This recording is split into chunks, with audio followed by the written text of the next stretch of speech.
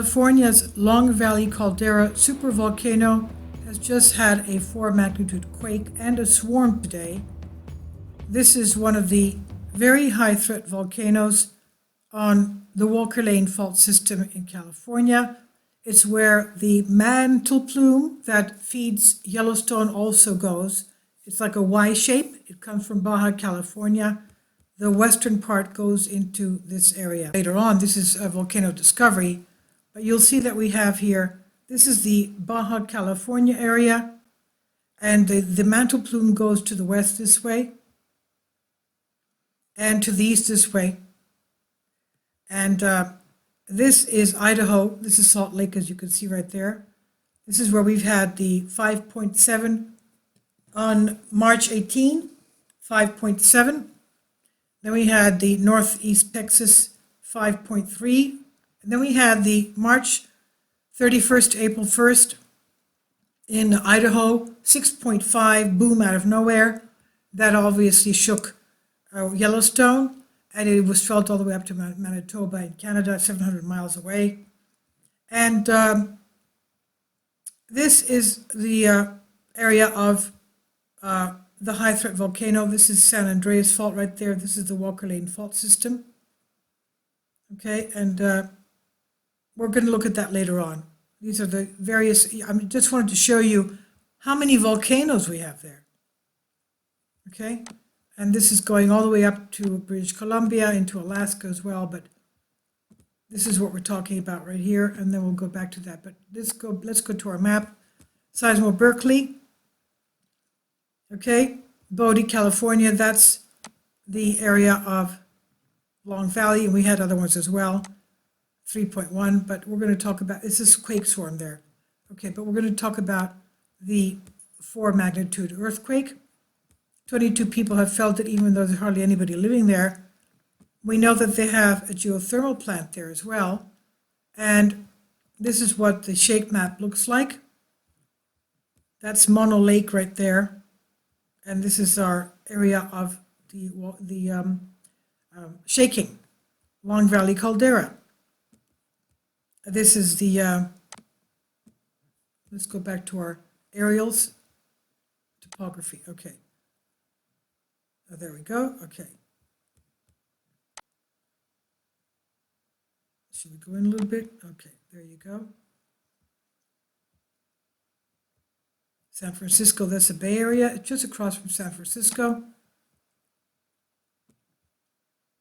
And this is the China Lake Ridgecrest right here. The Owens Valley, this is where at one point the lake of that area had emptied into. Okay, let's go a little bit out. Okay.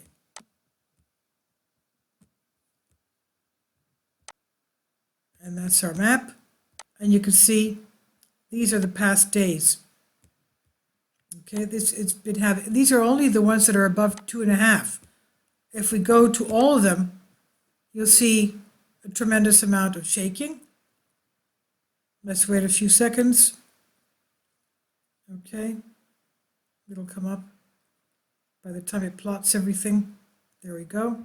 The blue are today's, and the yellow are past, and if it were red, it would be the past hour.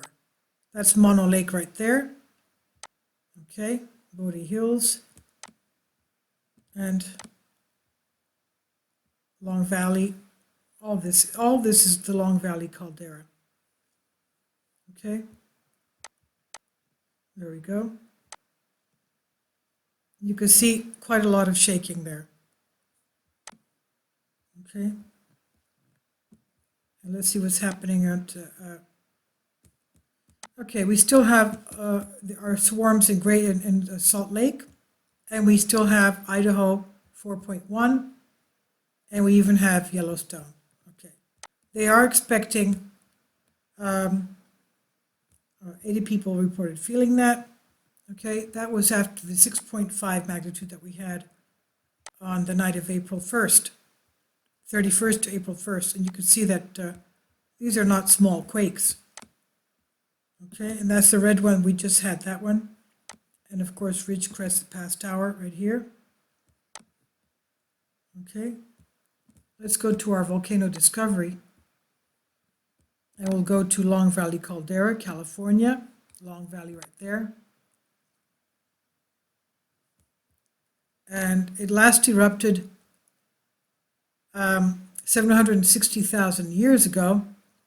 Large 17 by 32 kilometer Long Valley Caldera east of central Sierra Nevada range, the result of a giant explosive eruption about 760,000 years ago, formed the widespread voluminous Bishop Tuff. The caldera has been showing unrest in recent years in the form of deformation in that it's inflating. The caldera floor in earthquake swarms. It contains numerous hot springs and fumaroles. In order to better understand, study, monitor the caldera, USGS established Long Valley Observatory. And this is where Long Valley Caldera map, you can see that. Where our legend is where we had the 4 magnitude, okay? Legend right there. Where are we? I'll get to the other map. Oh, sorry about that. Here we are. Okay. There we are. Let's go in a little bit more. Okay, that's Mono Lake that you can see right there. Okay. There we go. That's Mono Lake. That's all Long Valley Caldera. And you can see the shaking is over the whole area.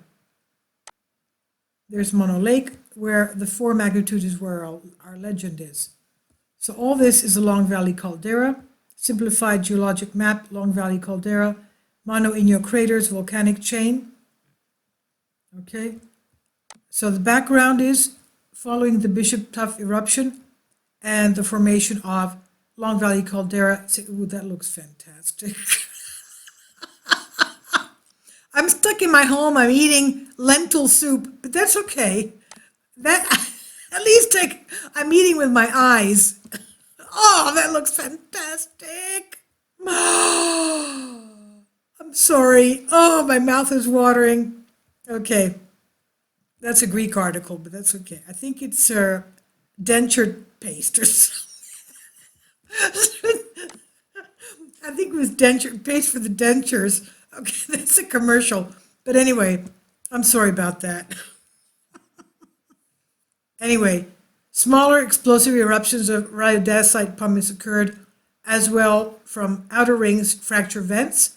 The last activity was about 50,000 years ago. In its early history, the caldera contained a large lake where the new lava dome formed an island.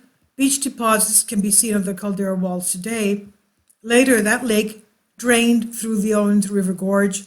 The younger Inyo craters overlap the caldera in northwest, but are chemically and tectonically distinct from the Long Valley magmatic system. Here you have Crater Lake. You have other images of volcanoes as well. Cinder cones, what a cinder cone looks like. Okay. Turquoise water from the river along a small valley with fumaroles. So that's what's going on today. I would not call a 4 magnitude small. And you can see here that it's got a tremendous amount, not only here, but also here. So be careful, all of you there in California. And of course, Sacramento, okay, we're getting that. And that's the activity there today. I'll leave links below for you for this, for Volcano Discovery and Seismo Berkeley.